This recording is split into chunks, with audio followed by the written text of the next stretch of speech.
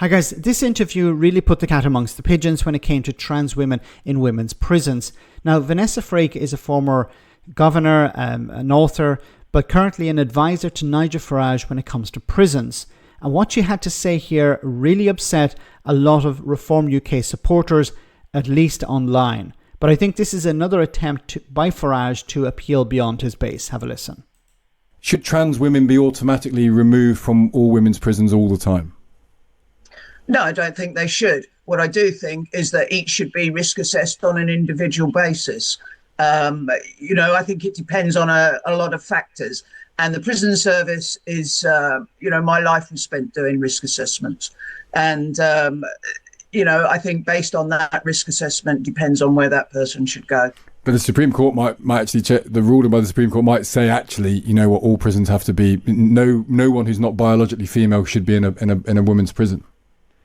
Well, they may well do that, but I could imagine that there will be several prisoners who will probably have their solicitors on that and challenge that ruling. Look, I'm not an expert on trans people. All that I know is that everybody should be treated with humanity and decency. Wow. Okay. Somebody from Reform UK saying that everyone should be treated with humanity and decency. Okay. That's a turn up for the books. Okay. What is Nigel Farage doing here? I think what he's doing is he's attempting to peel beyond his base. He understands that he can't be a one-trick pony if he wants to get into power. He can't just focus on immigration. So what he's doing is, and he's mentioned this before, he wants to bring in experts or people who are considered experts in certain areas and say, look, this is the type of government that I want. A bit like the United States. I don't want to focus on politicians. I want to focus on experts, or what he would consider experts. And in this case, when it comes to prisons and justice, he wants to bring in Vanessa Frake.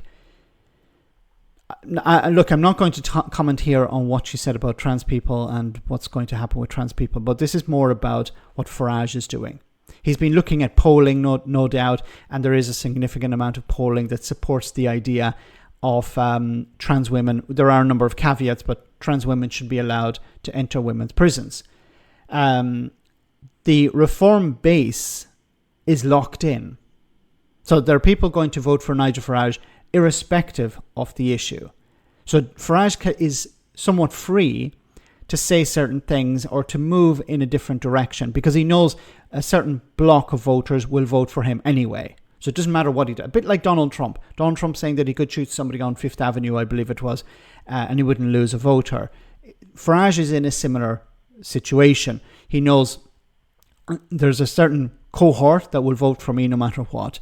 And there are, of course, people, he will lose support in some places. They will go to more far-right parties.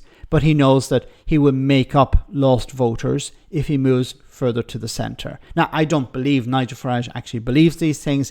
It's all a tactic to win power. And we're going to see this going forward. And we're going to see Reform UK adopt positions which would shock a lot of people. But I think it will be all tactical, and I think it will be all based on polling. Is this position popular with the public? Can we get away with supporting such a position? We've seen it before when Farage was talking about nationalisation. He understands, okay, a certain group of people support nationalisation. It's a significant portion of the population of the voter blocks. Then we'll go with that. Now, whether Nigel Farage supports these actual positions or not, I don't know. And I'd be skeptical if he did actually support nationalisation. But he can get away with it because he thinks, okay, I have my voter block in place. My core support is there. It's not really going to go away. And now I can expand beyond that. And if he does, and if he is successful in appealing to voters beyond the far right, then he will get into power. He will win a significant number of seats. That's why it's so important, as I keep saying, for the Labour government to push back and to improve the lives of ordinary people and communicate that they have done that. Let me know in the comment section, guys, what you think about all of this, and I'll see you in the next video.